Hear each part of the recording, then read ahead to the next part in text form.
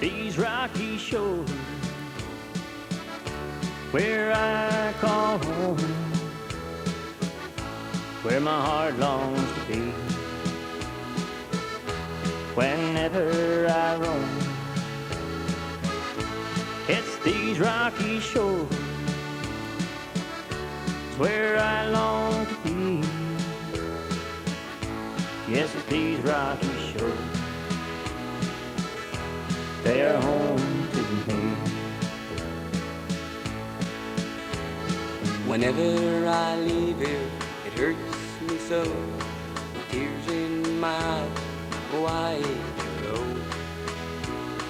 There ain't no work, and the kids need new clothes. The bills need paying, so I must go. These rocky shores where I call home, where my heart longs to be. Whenever I roam, yes, these rocky shores, it's where I long to be.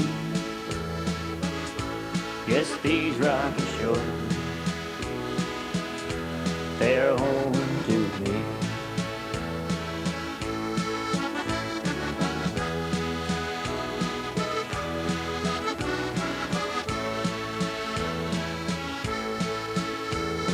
I think to myself, where did it all go? The life I once had on the ocean's gentle road.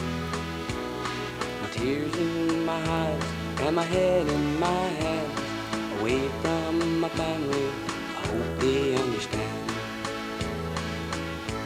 That is these rocky shores where I call home, that's where my heart longs to be. Whenever I roam, it's these rocky shores where I long to be. Yes, these rocky shores, they are home to me. Yes, these rocky shores,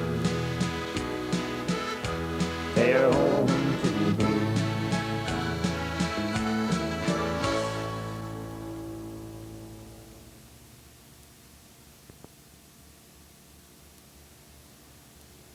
Merry Christmas and welcome to This Week in Review.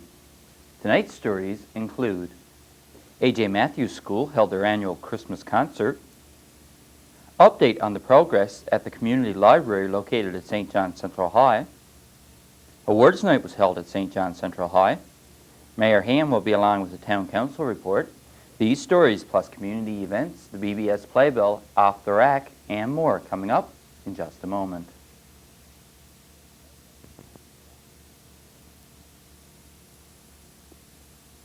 As the holiday season quickly approaches, all of us here at Burgeo Broadcasting System would like to wish you and your family all the best during the festive season. May all your Christmas wishes come true and the new year be a prosperous one.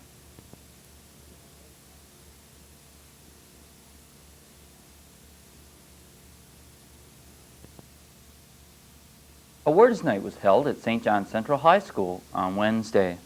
Students were presented with their diplomas and scholarships for the 1996-97 school year. In addition to the diplomas and regular scholarships, there were a number of special scholarships and awards presented. This next scholarship is called the Calder Scholarship, and is awarded by the town of Burgeo to a student choosing medicine or nursing as a career.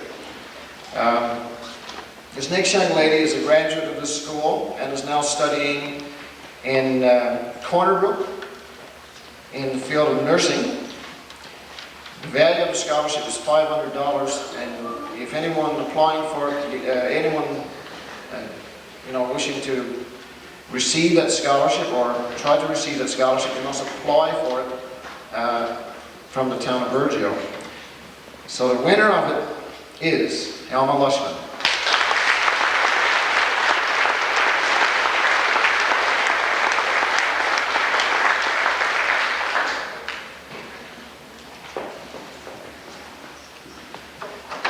Okay, Mrs. Barber, I'd like for you to come forward now. Our next scholarship used to be the Most Improved Scholarship. We've sort of changed the name on it a little bit. It's Award of Achievement Scholarship. It's valued at $300 and it's sponsored this year by the Barter family. That's Mrs. Barter's family.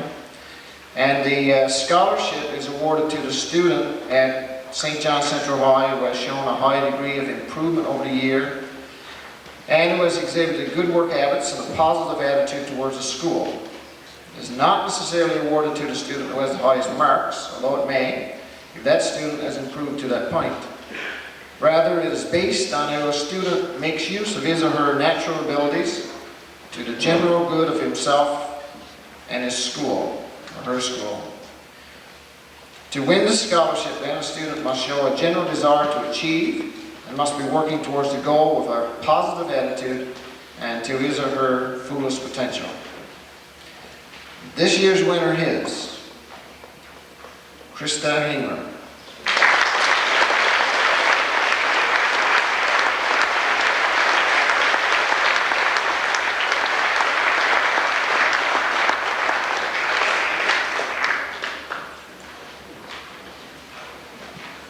The value of the scholarship is, I think I said $300, right? John Spencer, come forward, please.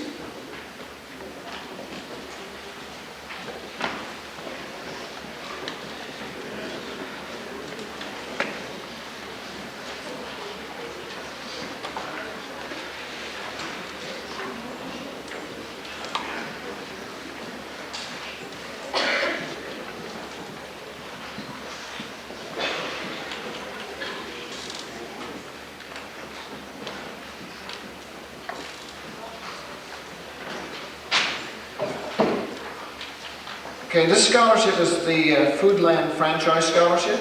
It's valued at $250 and will be presented by Mr. John Spencer, representing Foodland. It's awarded to the student attending a post-secondary school and based on the highest average in his or her BIS 7 Level 3 academic courses. And this year it's awarded to Whistler Green.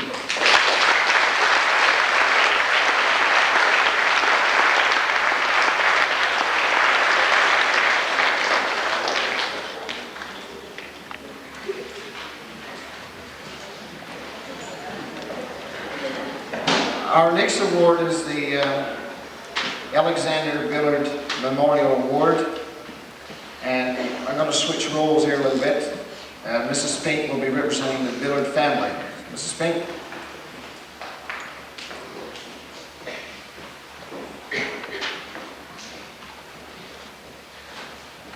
As Mr. Durnford just mentioned, the next award is the Alexander Billard Memorial Award. It's a new scholarship that was introduced last year by the Billard family in memory of Sandy Billard. You all know Sandy and the value he placed on education all through his life, and I guess the fine examples that his sons were as they went through our school, and certainly we're all very strong academic students. Just a little word about the scholarship. It is not for academic achievement at a single year. It's meant to reward a student who has done very well over the 3 years of high school, year 1, year 2, and year 3. And it's not for the student who has done very well in easy courses. You look at only the academic subjects, your academic language, your academic math, your academic sciences, and your social studies, and so on. And the criteria for this scholarship was set down by the Billard family in conjunction with the school. And this year, the recipient of the Alexander Billard Memorial Award for excellence over 3 years of high school is Jonathan Bennett.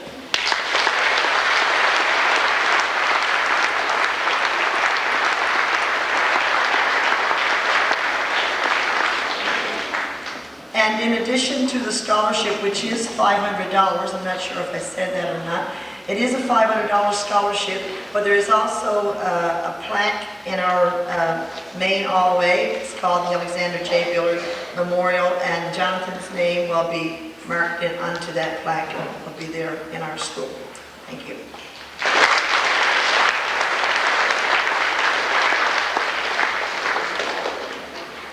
I tried to take the plaque off the wall this evening, but the rake has it attached, and I was afraid to tug on it too hard.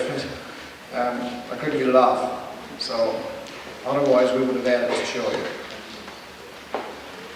And the value is $500. There's none of Mrs. Billard's family is not on to present it, and Mrs. Fink represents her well. This scholarship has been awarded previously, but it deserves honorable mention for sure. And it's the Dr. Maurice Savelle Scholarship awarded by the university. And it's valued at $1,000, and it was awarded to Wesley Green this year. So, should give him a big clap.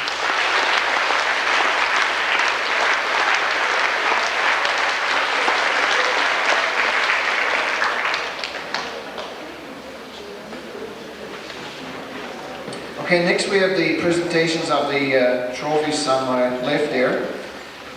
Students don't get to keep these trophies, but their names are engraved on a little plaque, and they're kept on the plaque by the principal's office. The Wall of Fame, I call it, but that's where they're permanently displayed up there. So they're no longer placed on these trophies over here.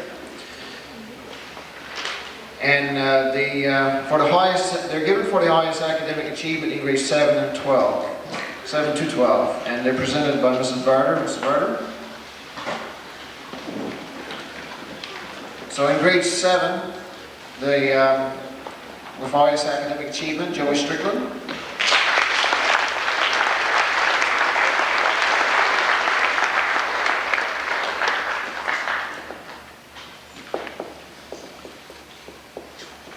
Grade 8, Christopher Harris.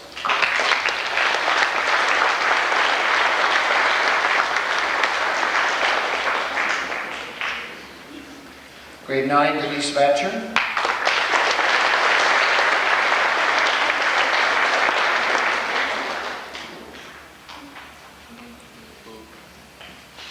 Grade 10, Mark Tucker.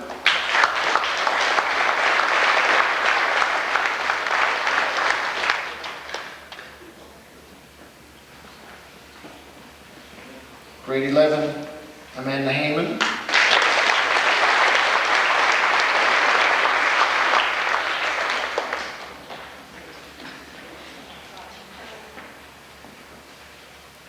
In grade 12, Wesley Green.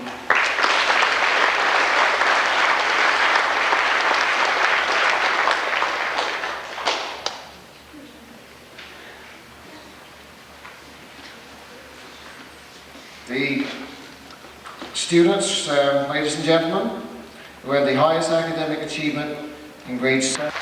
The awards night will be shown in its entirety early in the new year. The Memory Tree of Love was lit outside the Anglican Church on Tuesday of this past week. Holy Lord, we come with joy to celebrate the birth of your Son, who rescued us from darkness of sin by making the cross a tree of life and light. May this tree, arrayed in splendor, remind us of the life-giving cross of Christ, that we may always rejoice in the new life that shines in our hearts. We ask this through Christ our Lord. Amen.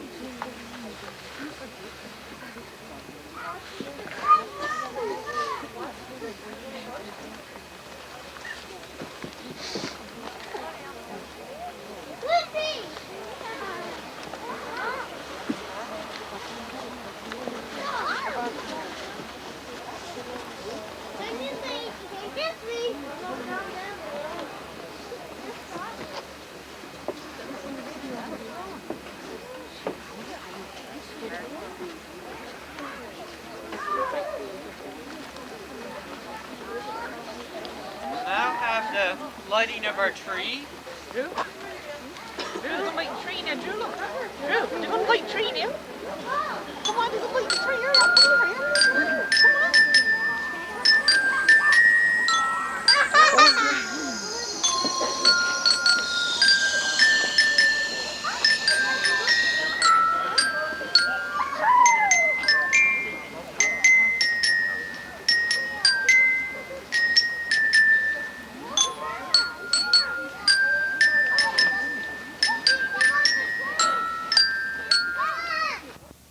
On Monday evening, students at A.J. Matthews School held their annual Christmas concert in the school gymnasium. Extra, extra, read all about it. Santa Claus caves in the public treasure.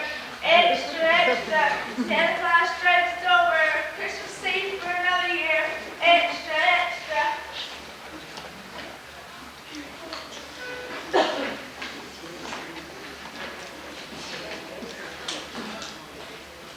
You know, that was a close call here this week.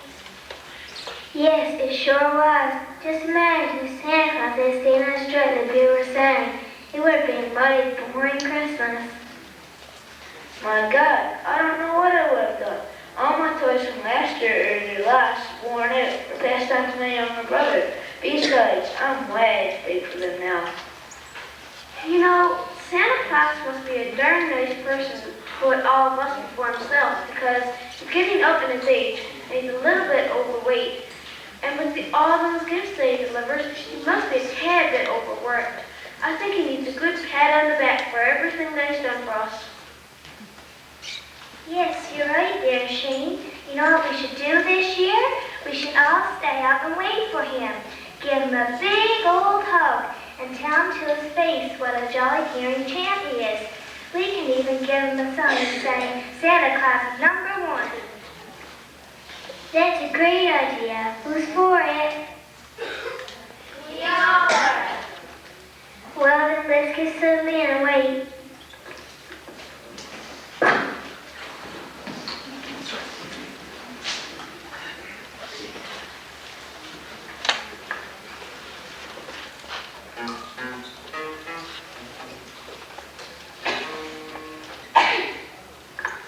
Do you think Santa Claus will be surprised to find us waiting for him? Nah, don't suppose he'll be cross, because you know how Mom gets when she has a lot of work to do and she can't get at it. Nah, he won't be cross when we give him our message. What time will Santa get here?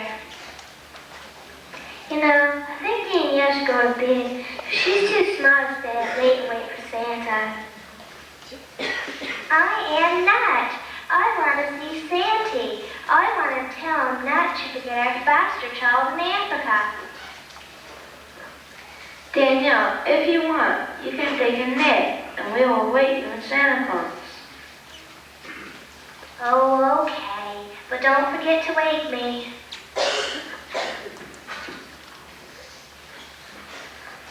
Do you know what, Shane? Johnny Polkey, up in grade 7, told me there was no such thing as Santa Claus. He said, go on and don't be so foolish. Your mother puts all them gifts under the tree. And what do you say to that? I said, you're the one who's foolish, Johnny Polkey. Sure, my mother only weighs 110 pounds. And did you ever see the size of Santa Claus? And then I took off. Well, I guess we'll find out for sure tonight. What time will Santa get here? It's getting late, isn't it? Well, it's not getting late for me. I can stay up all night if I want. Tell you what, if you, Shane, and Lewis want to have a nap along with Danielle, I'll wake the three of you as soon as I hear the first sound of Santa. Are you sure, Kaylin? Are you double sure? Because we don't want to miss Santa considering all he has done for us. Don't you worry one little bit. Sure, some nights I just pretend to be asleep until Mom and Dad are in bed, and then I sneak out my bedroom light and play Nintendo till 2 or 3 in the morning. I'm a real nighthawk. Go on to sleep. It's nice and quiet now. I wonder when old Santa will get here. Don't suppose he changed his mind and put up big pickets. Nah, he wouldn't do that.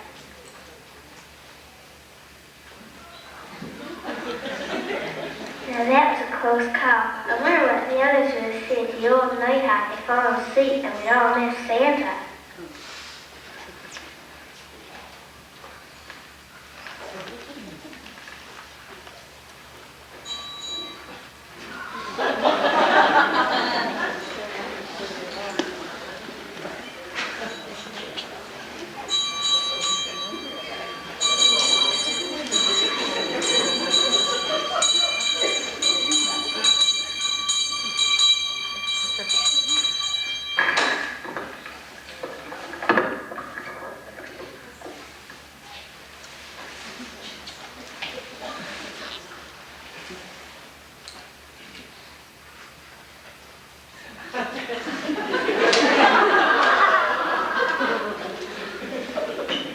What's this? It's rather late for small children to show up on Christmas Eve. I wonder why they're not big.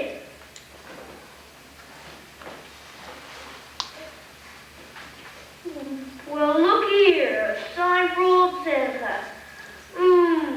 Santa Claus is number one. Ho, ho, ho. Now, what do you make of that? You know, folks, no.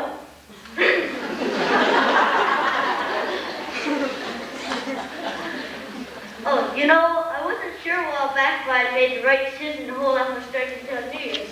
But this little sign has sure convinced me.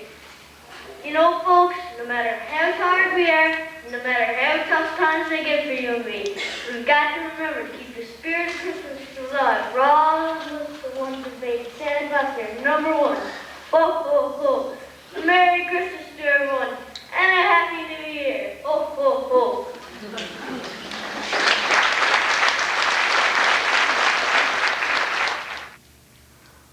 School Christmas concert will be shown in its entirety at a later date.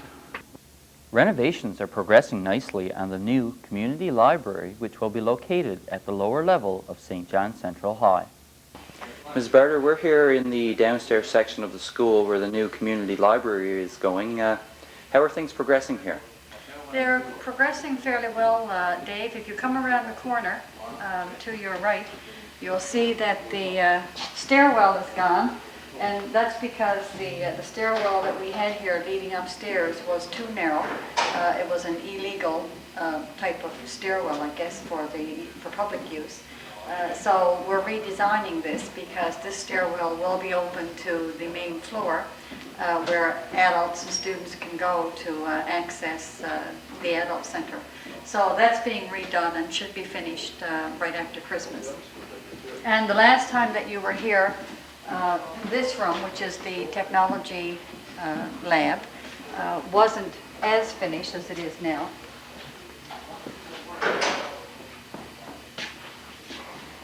There are windows going along two sides of the wall, the interior sides of the wall, and that's to ensure that whoever's on duty in the library, if there's someone using the computer room and the 6 computers out on the other side in the library, then they will be visible for observation.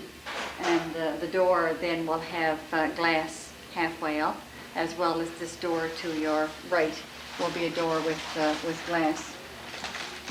And so this room is almost finished.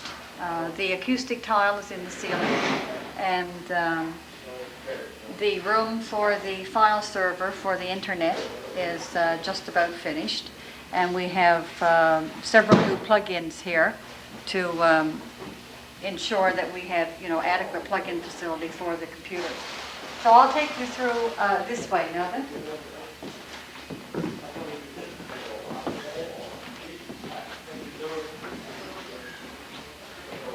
This will be the library section, and along this wall we've wired for 6 computers. They're also wired for internet, and All of the rest of the walls have been painted the same color, and then it'll be up to the library board, I guess, and the librarian to decide which way they'll have their bookcases running. But although it looks unfinished at this point in time, to us it looks quite a bit finished, because all we have left to put in here is the acoustic ceiling, and that doesn't take all that long. And but we have the major stuff done, you know, like the steel beams have been run, steel poles have been put in, the fire exit has been put in, the handicap wheelchair ramp has been completed. So basically now the two major jobs for this room will be the acoustic tile in the ceiling and the commercial tile on the floor. So within a week or so we should see that close to finished. Okay, you mentioned that there's a fire door put in, so there's now 2 doors downstairs in the school. Which one will be the main door that will be used, and which one will be the fire exit? The main door will be the one back towards the stairwell that is there now, except we put in a new door. And the one to my right, which actually opens to the driveway and the corner of the building, is actually the fire exit. But that fire exit will have a catch, a catch lock as well, so that people who have a wheelchair who need to use that ramp will still have access to the building. Okay, so is there, do you have any idea when this portion of the building should be finished?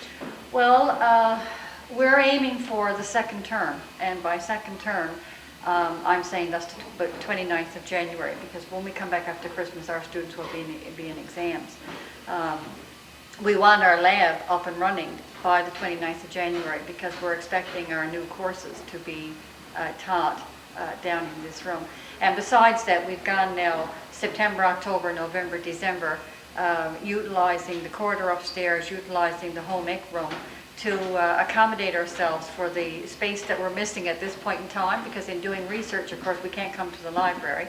And we have a new distance ed program going on with senior high school students upstairs. So they have equipment in the adult center. So it's been hard sometimes to have them online, learning math or chemistry, and have another group of students trying to get library books to do research work. So we've had those little clashes that we've had to be creative about, and I think the students and the staff have handled them really, really well.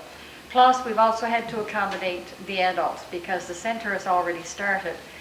We have employed an ABE instructor. So we also wanted the adults having access to the building as well. So in trying to accommodate all of those players, I guess, in the school, we had to be a little bit creative and, put up with less space than we normally would have and would have had if this could have been finished in the summer. So we're looking forward to the new space. So when is the public library expected to move over here? Well, I've been in consultation with the public library. The librarian, for example, has been over and has selected the paints, for example, and selected, where her lighting is to go in her office and where the computer is supposed to go. So we're working with them in trying to finish the facility. And then once that's finished, I guess the board itself then has got to decide, how they're going to then move the books over and how those books are going to be integrated with St. John Central High books. We've also been very fortunate in that people from the community have donated some books. People who have gone to university and buy these books, they're really expensive textbooks, who have said, if you would like to have these books, we'll gladly donate them. So it's been wonderful. We've had some names on the BBS. We've had more come in since then that we'll be putting on the BBS for a thank you and acknowledgement. And so I'm asking people out there if they have books at home that have been recently bought, or collector's items in some cases, because we've had one set given us that was Folk Tales and Fairy Tales, which is a very valuable source of material for the junior high reading program that we didn't have. So, those types of things that sometimes people have at home and think, oh, it's no good. If they let the school know, then we can determine if it's usable for us. And in many cases they are, and we really appreciate it. Ms. Barker, what will this room here be used for? Well, years ago when we were teaching our physics course, this used to be the boys' bathroom. And then with the physics course, there was one unit on black and white photography. So we had used this bathroom as a black and white photography lab. And since that course is still being taught, and considering the fact that we do have a group in the community, an adult group, who have formed a black and white photography club, we thought that this room should continue as that, a black and white photography lab. We needed a handicapped bathroom, so what we did was we cleaned out this bathroom. We put the handicapped bathroom down on the main floor so that it could be wheelchair accessible, and we took everything out of this room except the water line for a laundry tub for developing, and decided to keep it as a photography lab so that both adults in the community and students could use it.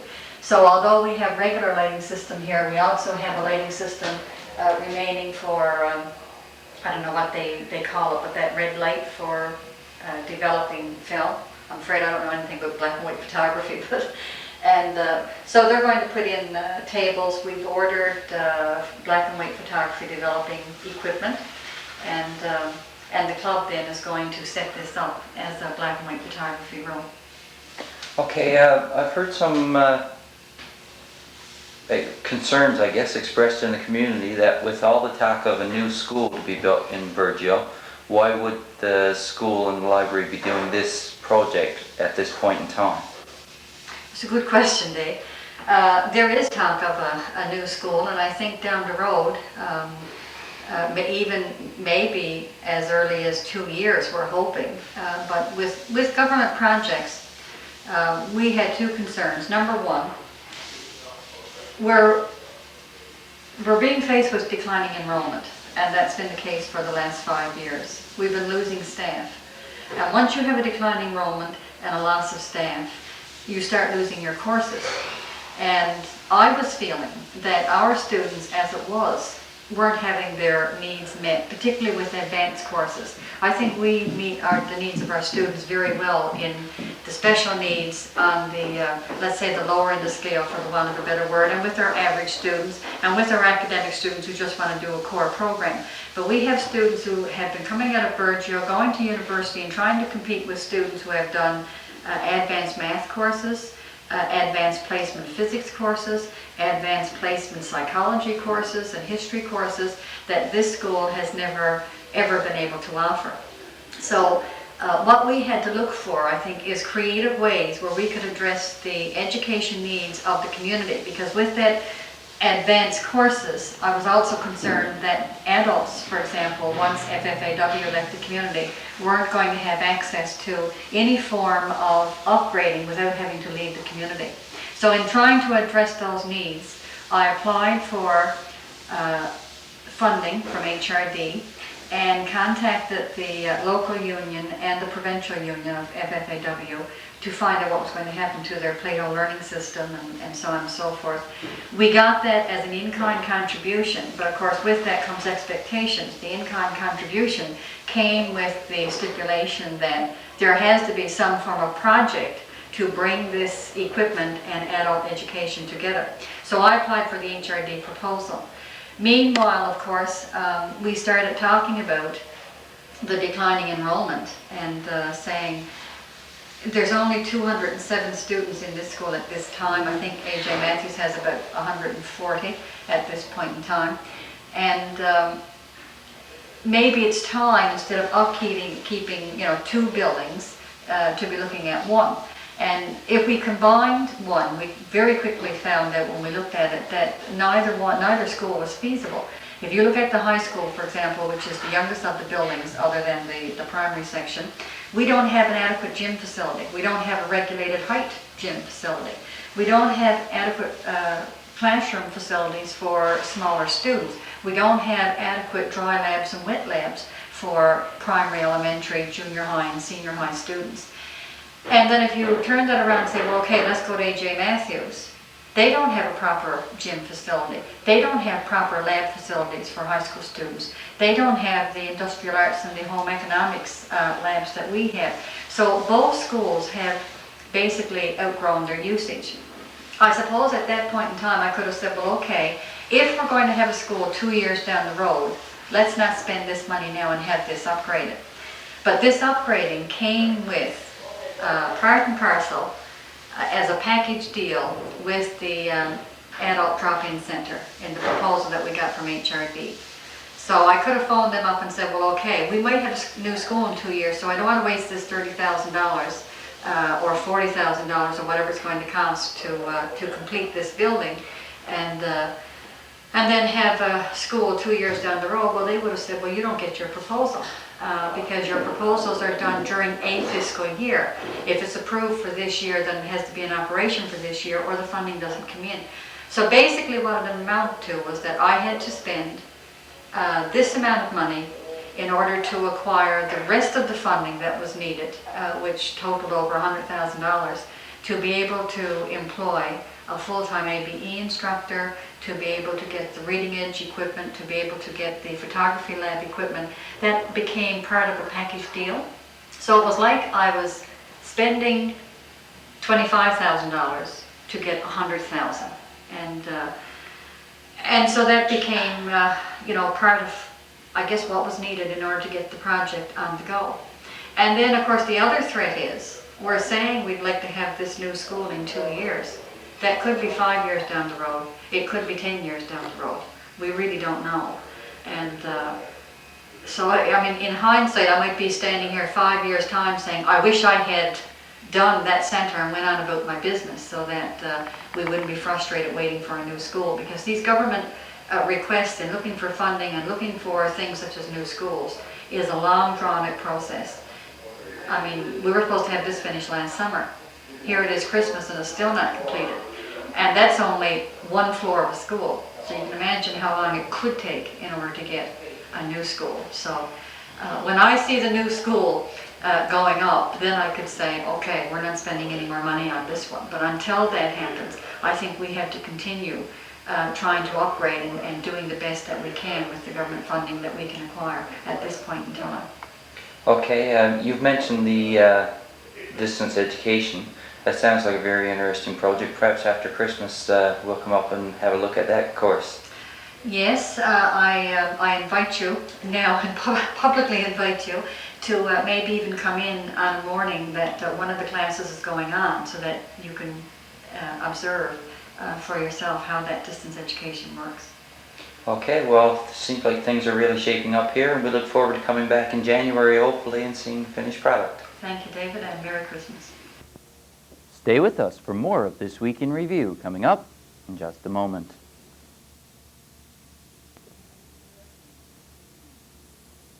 Many of the programs produced here at Virgio Broadcasting System would not be possible without the help of a dedicated team of volunteers. We'd like to extend warmest Christmas greetings to all the BBS volunteers and their families, and thank them for their help over the past year. Merry Christmas and a Happy New Year to each and every one of you.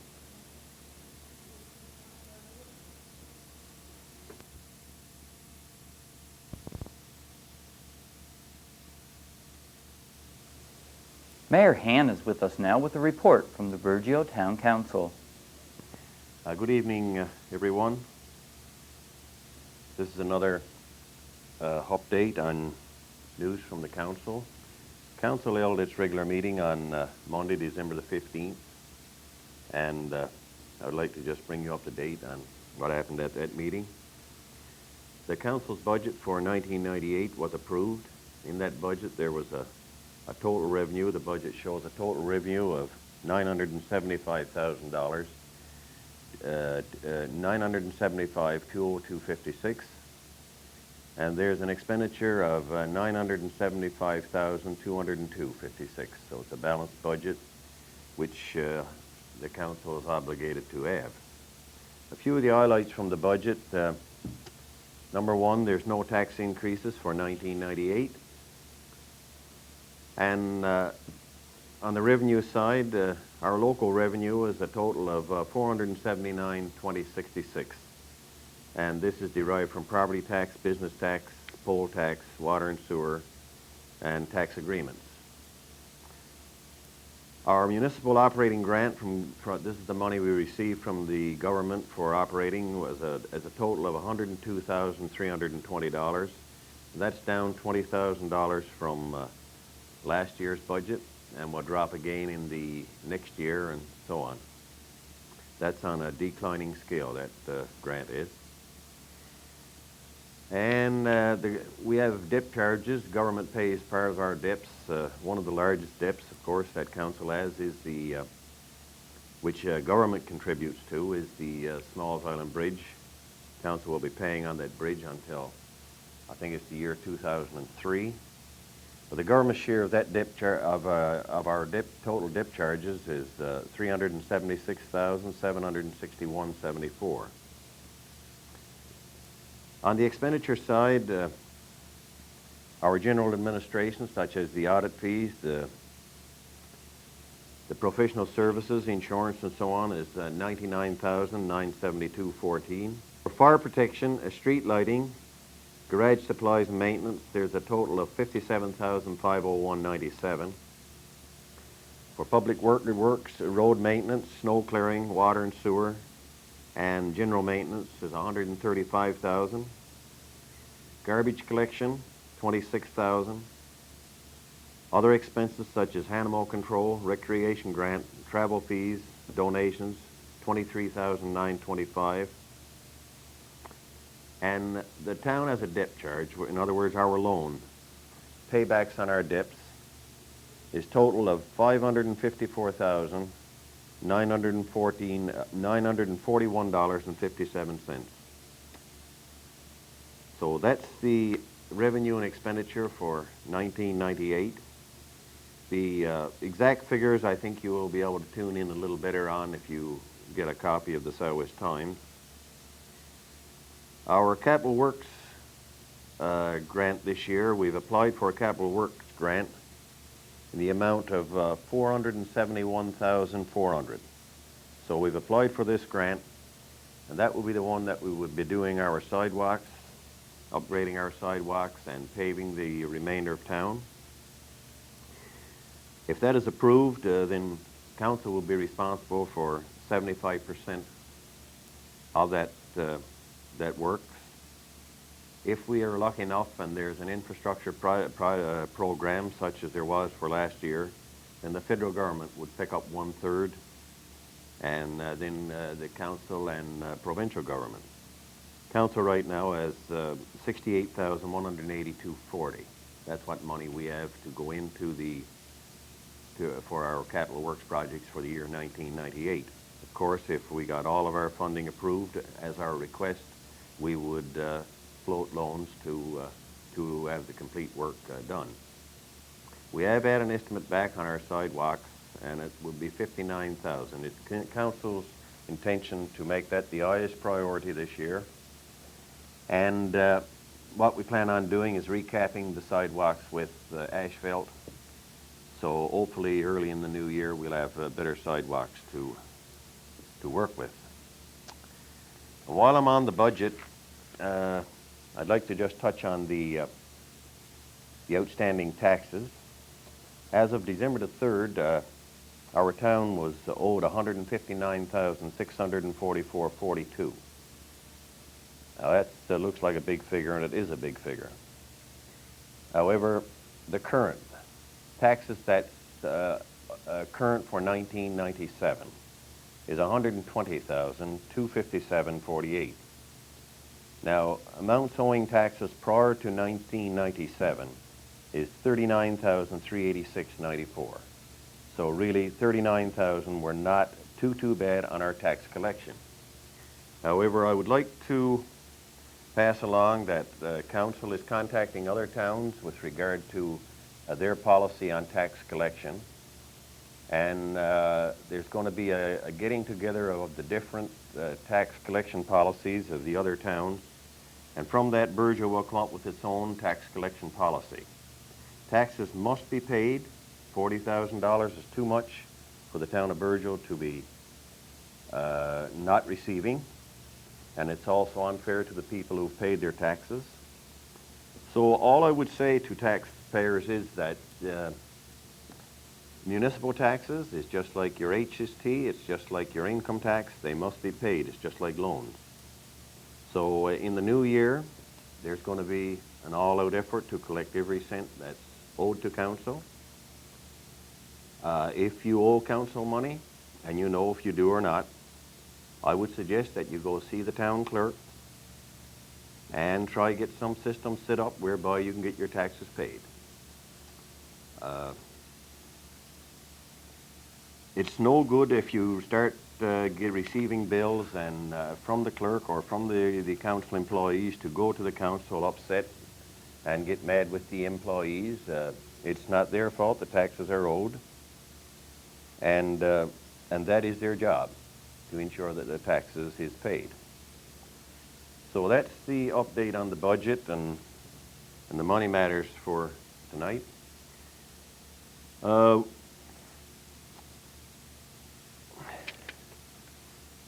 Regarding our meeting on December the 15th, the Calder Scholarship was awarded to Helma Lushman.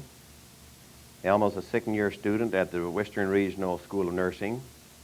She applied for this scholarship last year and was unsuccessful. However, she was successful this year, and the council wishes Helma success in her endeavors in nursing. An update on the gas boycott that was announced at a previous airing. A meeting has been set up for Wednesday, January the 7th, with Irving and Altamar. This meeting is to try get more information on gas prices in Burgeo, and from this the councillors will be more informed before making a decision. Tenders, at our last meeting there was tenders were opened. One was for auditors, and the audit for 1998-99 and the year 2000 was awarded to Mr. William Vincent of St. George's. Mr. Vincent's tender was $250 lower than the next lowest tender. Tenders for the dump truck and spreader was awarded to South Coast Construction. There was only one tender for the truck and two for the spreader.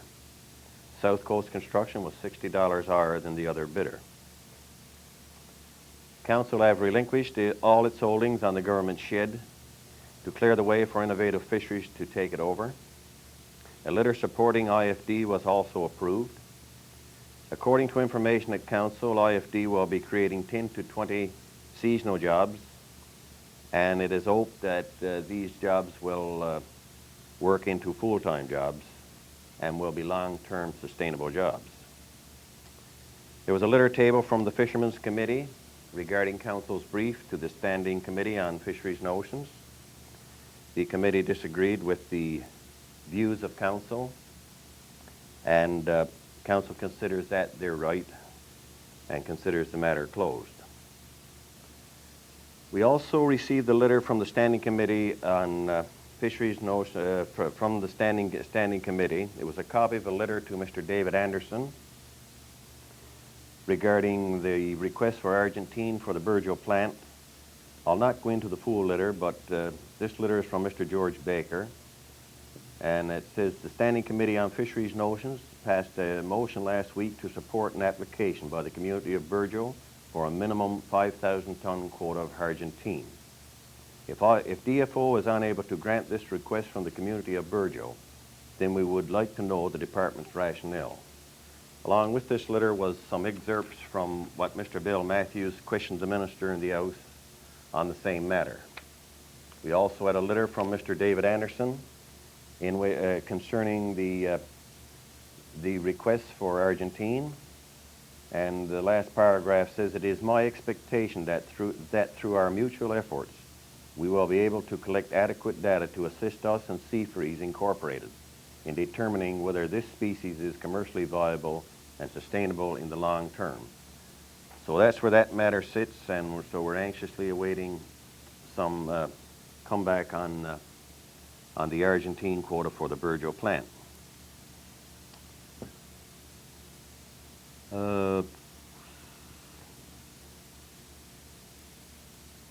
There was a petition tabled from the people of Messer's Place, from some residents of Messer's Place, regarding a street light. Council felt that there was adequate lighting on Messer's Place, and there will be no changes to the lighting in that area. I don't know, I guess most of you, this is the end of the news from the minutes from the meeting. So most of you may have seen the letter in the Gulf News regarding the incident with the Coast Guard vessel in Burgeo. This has been taken up with the mayor of Port-aux-Basques. An apology has been received from the deputy mayor. It was my perception, and it still is, that someone was just touching the waters and see how stormy it would be if they were to remove the cutter from Burgeo. I think they found that it would not be a wise decision to move.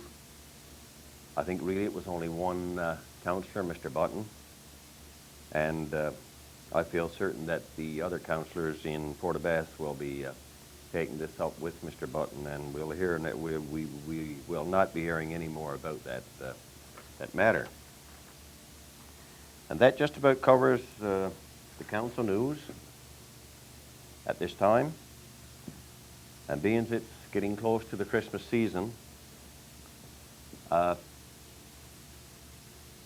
thought back and wondered what we would like to see for our town for 1998. I know one thing that I would love to see would be a return to some years ago when we would have our trawlers coming in just before Christmas and a full load waiting alongside the wharf to begin production shortly into the new year. That would be an hopeless wish, so therefore that's one wish I will not make. I would, however, hope that 1998 will not only be a come-home year, but also we will see the opening of our fish plant, and that there will be an end to the forced out migration of our residents from our town. At this time of year, we should especially be mindful of our residents who must spend Christmas away from home this year. Our wishes go out to the families behind, and also to the outlying areas of Francois, Grey River, Ramia, Grand Bret, and La Poile, who depend on our town for services. I want to say that we appreciate you using our town, and hopefully we will serve you better in the future. So to everyone, I wish a Merry Christmas, a Happy New Year from the Mayor, Councillors, and staff of the town of Burgeo. Thank you. Friday was the last day of school before the holiday season. Students at A.J. Matthews School celebrated by exchanging Christmas gifts at their class Christmas parties. Have you been good this morning? Yeah. And all good boys and girls? Yeah. Not a weensy little bit bad? No. Oh, good, eh? That's good. Everybody say Merry Christmas to Santa? How did you get here today, Santa? Santa got in this morning bright and early because there's a little snow fell last night and he was scared that it was all going to be gone when the sun came up. I said get you. You got a Santa cap too, eh? This little fella got a Santa cap? Ho. So I guess you can't wait for Christmas morning now, eh? No. So then you go to hall and go to bed early on Christmas Eve? Yeah. Hey, so Santa can come and fill the stockings? Yeah. And you're going to leave a lunch, are you? Yeah. Santa loves a lunch so he can fill up this suit, eh? Only not stuff. Are you? Only you cookies. That's some cats for the reindeer, eh? Are you? That's good. Thank you very much. Look at this girl, Santa. Look at this big girl, Santa, in kindergarten. And you can chair, stay right there. Now, Santa, would you like to pass out some gifts to the boys and girls? Yes, Santa sure love to do that. So you don't have to be afraid of Santa. Okay? This is for Jennifer, Santa. Santa, Jennifer, do you want to come up and get your present? Come on. To Jennifer. This is Jennifer Drake. Jennifer Drake. That's from Stephen, is it? That's from Stephen, yes. Stephen, okay. Hi. Here's a gift for you. Merry Christmas to you. And this is from Marcy. Marcy. And sit down To and open your Marcy. present. Hi, Marcy. Merry Christmas to you. You're welcome. Santa loves this time of the year, eh? This is for Haley, Santa. Haley. That's to Haley. Warren. Haley Warren. Ho, ho, ho, ho, ho. Here you are, Haley. Merry Christmas to you. Once all the Christmas gifts were passed out, the students in Mrs. Vatcher's grade kindergarten and 1 class were quite excited. If this is any indication, there will be some happy children on Christmas morning. Students at St. John Central High also held Christmas parties, complete with a concert in the school gymnasium.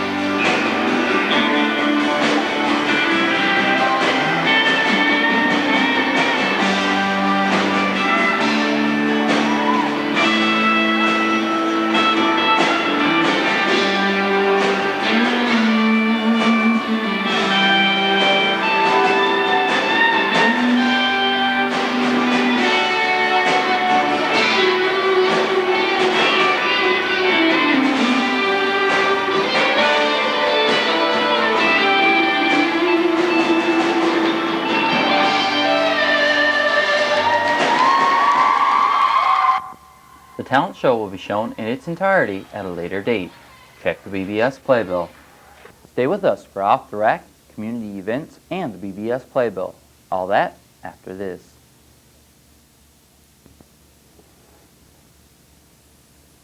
Season's greetings to you and yours this holiday season. But as you celebrate with the holiday cheer, consider your safety and the safety of others. If you plan on drinking, leave your vehicle at home. Please don't drink and drive this holiday season.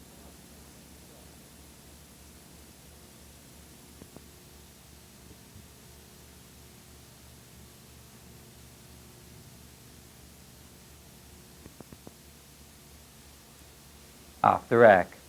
Many former Burgeo residents who have moved away are returning home for the holidays.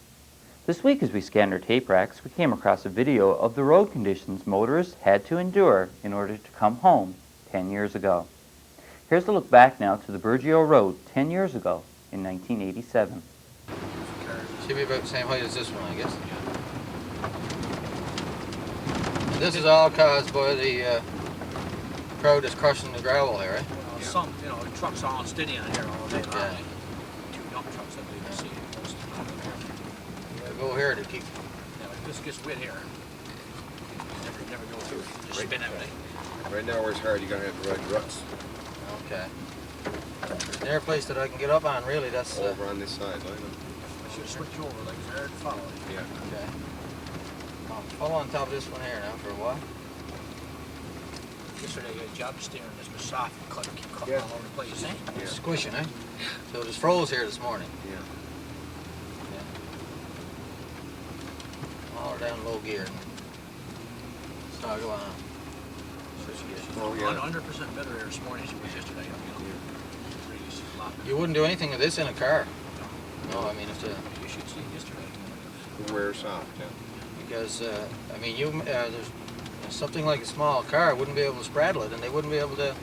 This one is high, and she's able to go over some of these stuff without striking it. Yesterday it was like the soil. You couldn't just follow one place like you're doing now. No, it was all squish, eh? Yeah. Like we're rolling through tonight.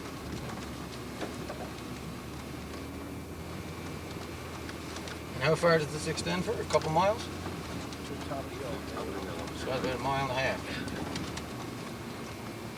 Good evening and welcome to the community event segment of tonight's broadcast. I'm Rhonda Green. The Burgeo Volunteer Fire Department will be hosting Breakfast with Santa on Tuesday morning from 8:30 a.m. to 12:30 p.m.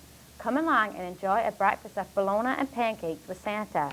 Breakfast costs $2 for children and $3 for adults. Santa would love to see you there.